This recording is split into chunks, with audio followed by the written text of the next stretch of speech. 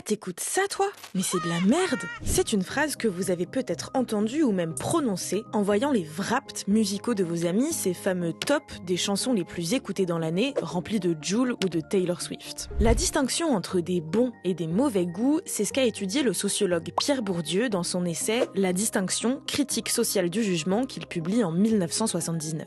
Pour lui, nos goûts sont avant tout des dégoûts et sont le fruit de notre condition sociale qu'il nomme habitus. Nos préférences culturelles traduisent notre position dans une société où chacun tente de se distinguer grâce à son capital économique, son capital symbolique et son capital culturel. J'essaie de montrer que dans les classements sociaux que nous opérons, quand nous mettons une cravate ou ne mettons pas une cravate, en fait, je pense que tous ces choix ont leur principe dans la société et dépendent d'une part de notre formation, notre éducation, de notre capital scolaire, etc. Bourdieu établit un lien entre capital culturel, goût et domination. En résumé, pour se distinguer, les classes bourgeoises imposent leur idée du beau aux classes populaires. C'est l'avènement du snobisme intellectuel.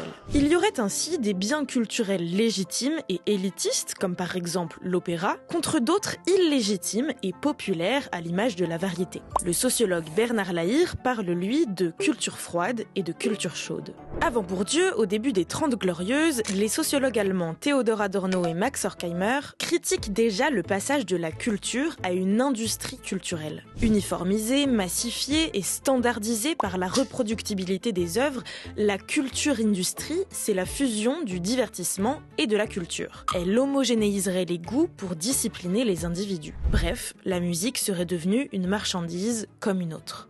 L'industrie culturelle, elle intègre de force même les domaines séparés depuis des millénaires de l'art supérieur et de l'art inférieur, au préjudice des deux.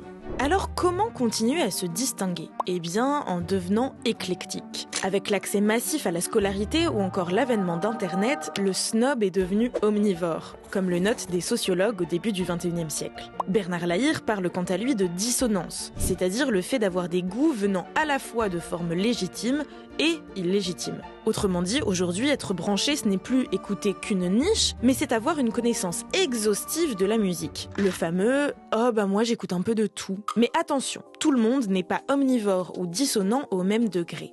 Pour Lahire, ce qui montre, c'est que la dissonance existe chez tous les individus, simplement, elle est beaucoup plus fréquente dans les milieux diplômés qu'elle ne l'est dans les milieux non diplômés. Et surtout, chez les omnivores, toutes les musiques ne se valent pas, comme l'explique Gilles Souchet dans son essai « On ne dit pas tu écoutes de la merde » où il écrit « Il faut seulement que tu comprennes la trivialité de certains produits, que tu intériorises le principe d'une hiérarchie, tout en restant capable, sans état d'âme, de lever les doigts en l'air et de bouger ton boule avec les copines à l'écoute de Shape of You ou Despacito. » Les playlists des omnivores sont désormais composées d'un côté des morceaux qu'ils partagent en story et de l'autre de leur plaisir coupable, des chansons populaires comme du Jul ou du Aya Nakamura. Tu connais le comportement, nous les Maliens, il n'y a pas besoin de forcer.